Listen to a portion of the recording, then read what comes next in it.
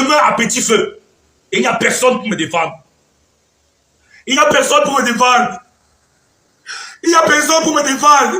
Je demande aux Camerounais de se lever. Je n'ai rien fait. Aujourd'hui, dit que c'est Malox qui détient l'argent. J'ai chargé Calabash et Easy Consulting de me représenter auprès de Malox. Et c'est à eux normalement de me donner des comptes. Aujourd'hui, tout le monde, on m'a muselé. On me traite comme un malade mental. Je suis rejeté, abandonné à moi-même. Je meurs à petit feu. Je suis dans rien. Et je n'ai personne pour me défendre. Bien que j'ai raison et que tout le monde voit, on me donne tort. Et je suis abandonné à moi-même.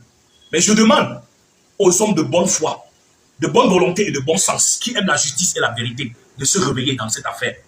Parce que ça ne peut pas finir comme ça. Et que M. Wax D et sa bande sachent que ce n'est pas terminé et qu'il ne doit pas chanter la victoire trop tôt. Vous allez demander que je vois comment je le vois rire sur ma page Facebook et se moquer de moi. Mais qu'il ne rit pas trop tôt. Qu'il ne célèbre pas la victoire trop tôt. Wax D, the thing has not ended. Don't celebrate. Don't think that you have won. You have not won. You have not won. Don't think that you passed the Lord who have created the heaven and earth was there. You don't know what you are doing. You don't know where you are going. You don't know where you are. What's there? What's there? You have carried heavy. You have carried real heavy for what is happening now in my life. Aujourd'hui, ma situation est devenue pire qu'avant le buzz de Viviane. Parce qu'avant le buzz de Viviane, j'avais même les contrats de 500 000. Même les contrats de 50 000, je n'ai plus. Je n'ai plus. Voilà ce que ma vie est devenue. Je demande à tous les êtres humains de bon sens de se réveiller. Parce que même s'il faut engager un procès, j'aurai besoin des avocats et j'aurai besoin du financement pour payer. Ne me laissez pas tomber. Il y a des aînés qui m'ont demandé de me taire, sauf que rien n'a été fait. Wazde allait dire à Maman Lolita que depuis le mois de septembre que Viviane a commencé et il est entré dans le buzz jusqu'à aujourd'hui, parce qu'il faut dire que Viviane continue à battre des records de téléchargement sur les plateformes, que ça n'a produit que 1000 $. Et que le contrat qu'il a signé à MTM, tout ce que ça a produit ici, c'est 280 000 francs. J'ai fait un voice pour envoyer à Maman Lolita pour lui dire qu'il ne se moque pas de moi. Et que s'il lui a donné 280 000, qu'on lui remette ses 280 000. Parce que les plateformes, on connaît les plateformes même au Cameroun. Moi, je suis un artiste qui a commencé à l'époque des cassettes et des CD. Après, on est entré à l'ère des clés USB et des cartes mémoire. Aujourd'hui, c'est les plateformes. Les discothèques sont mortes. Les discothèques sont mortes. Sont mortes, autant pour moi. Aujourd'hui, on achète en ligne. Et nous avons des plateformes au Cameroun où vous pouvez mettre votre chanson à 200 francs et vendre à 200 francs et recevoir vos 200 francs. Donc, que les gens ne se font pas comme si on était dans deux mondes différents. Je parle de Waxte et sa bande, pas d'une autre personne. Nous ne sommes pas dans deux mondes différents. Que les gens ne pensent pas qu'ils vivent dans un autre monde et moi dans un autre monde. Donc, frères et sœurs, voilà la situation aujourd'hui. Mais que Waxte ne pense pas que c'est fini. Dieu est grand. Et nos ancêtres sont grands. Waxte avait dit qu'il devait faire les comptes en mars. Nous voici en mars. Il n'a fait aucun signe de vie jusqu'ici. Même si je dois sortir, j'ai un nouveau single que je dois sortir. J'ai déjà fini en studio. Mais je dois sortir comment? Je ne détiens pas ma chaîne YouTube, ni ma page Facebook, ni mon mail, ni mon TikTok. Rien. Mes appareils de communication ne sont pas entre les mains. Même s'il y avait une autre personne qui veut m'aider, on ne peut pas m'aider. On ne saurait pas comment communiquer. Parce que les gens détiennent. Et ils disent ce qu'ils veulent dessus. Ils s'en foutent. Je n'ai personne. On m'écrase. Les aînés qui m'ont demandé d'attendre, malheureusement, n'ont rien fait. Même s'ils ont fait quelque chose, ça n'a abouti à rien. Rien n'a bougé. Et je voudrais interpeller la maman, Annie Anzoué. C'est ma mère, ma grande soeur. Je l'aime beaucoup. Maman Annie Anzoué, toi qui as été au contact de Waxte, il faut l'interpeller pour lui dire que je suis ton fils et qu'il doit me remettre mon argent. Tu as accepté de faire le featuring avec Baladi Kwata et de mettre cette chanson en ligne. Depuis qu'on est en train de vendre les chansons autour du projet de Viviane, on ne m'a rien donné, même 5 francs, à part la voiture que je viens de vendre. Et à part les quelques spectacles que j'ai eu à faire au Cameroun. On ne m'a rien donné, même 5 francs. Maman Annie Anzoué, dis à Waxte que je suis ton fils et qu'il doit me remettre mon argent. Avant d'accepter de mettre ta voix et ton image au projet qu'il t'a proposé, il faut lui demander là où ils m'ont déposé. Demande-leur là où ils m'ont déposé. Les amis, malheureusement, cette affaire de Prince Emile n'est pas encore terminée. Hier, il a eu à faire une vidéo où on le voit en larmes, où il sollicite de l'aide ou encore du soutien venant du peuple camerounais. Et honnêtement, j'étais un peu choqué de voir les commentaires où on le juge, on le crée d'ingrat ou encore de quelqu'un qui n'est pas reconnaissant. Honnêtement, j'ai été choqué de voir cela. Tout ce qu'il arrive aujourd'hui, personnellement, moi je pense que c'est Malox. Parce que ce qu'il a commencé, c'est-à-dire son buzz qui a commencé là, si on l'avait laissé gérer cela avec des Bordeaux, je pense qu'aujourd'hui, on ne devait pas arriver à ce niveau-là. Voilà ça qu'aujourd'hui, on le voit comme étant le plus gros ingrat du Cameroun. Et c'est la raison pour laquelle la plupart des personnes ne manifestent pas de la sympathie ou encore de la compatie à son égard. On le regarde simplement comme étant quelqu'un qui se plaint et pourtant il a eu l'opportunité de manger un peu. Moi je pense que s'il se plaint aujourd'hui, c'est parce que ça ne donne pas. C'est parce que les clauses qui ont été signées ne sont pas respectées. C'est parce qu'il s'est fait duper. C'est parce que tout ce qui a été dit dès la base n'est pas respecté au préalable. C'est la raison pour laquelle il se plaint. Et la plupart des Camerounais ne voient pas cela. On pense seulement aux clips, aux prestations ou encore la voiture qu'on avait donnée. Et pourtant, ça ne représente absolument rien. Tu peux avoir tout ça, mais si tu n'as pas à manger, ça sert à quoi? Ça ne sert absolument à rien. Lorsque je vois les jugements sur sa personne, je vois les critiques, moi je trouve ça simplement méchant.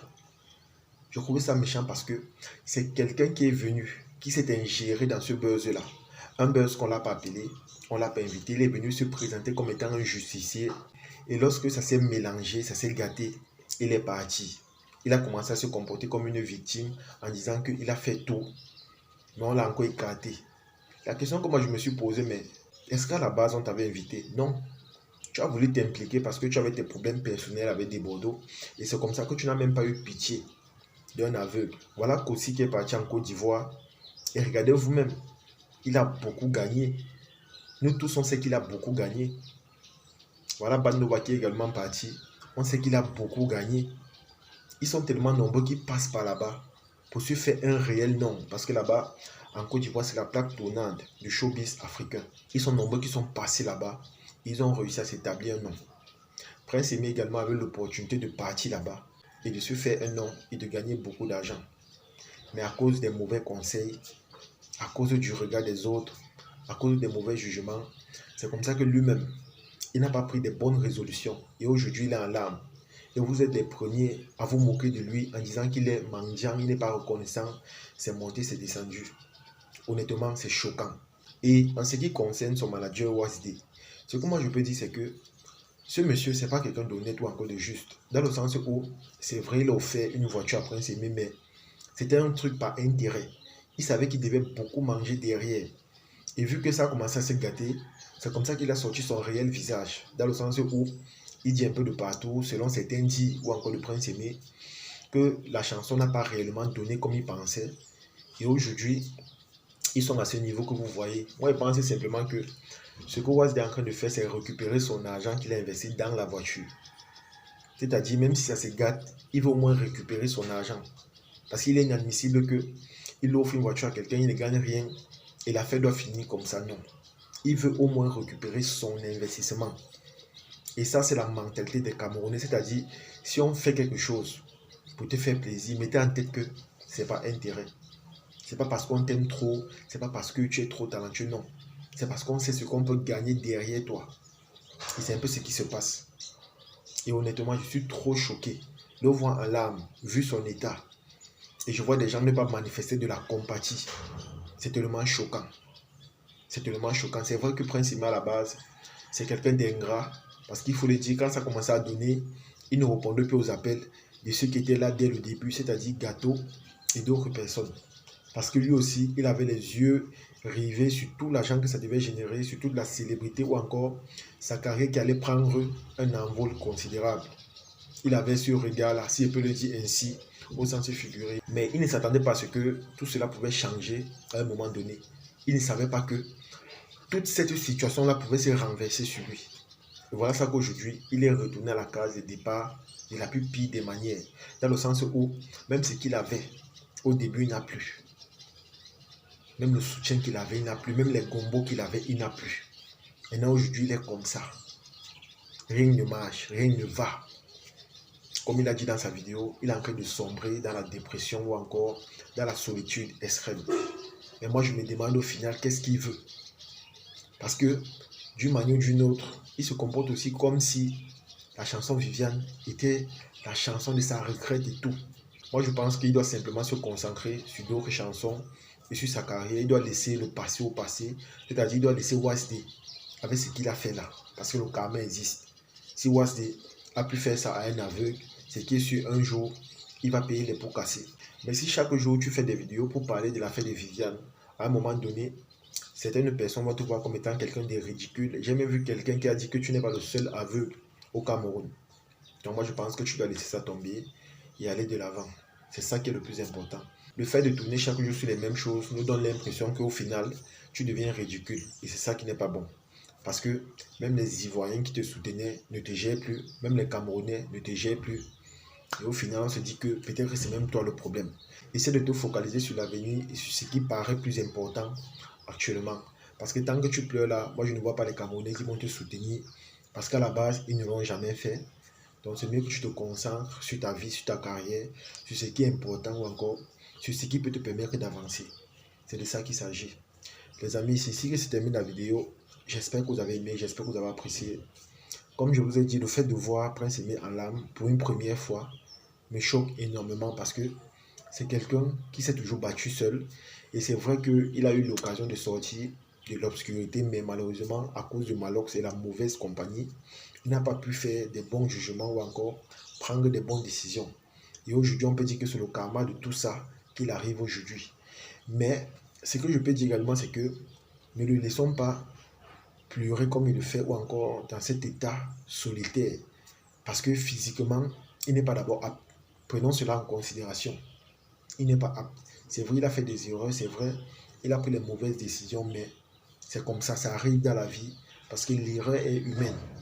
Et si on se dit que il était trop conscient ou encore on le juge, c'est que nous aussi, d'une manière ou d'une autre, on ne veut pas son bien.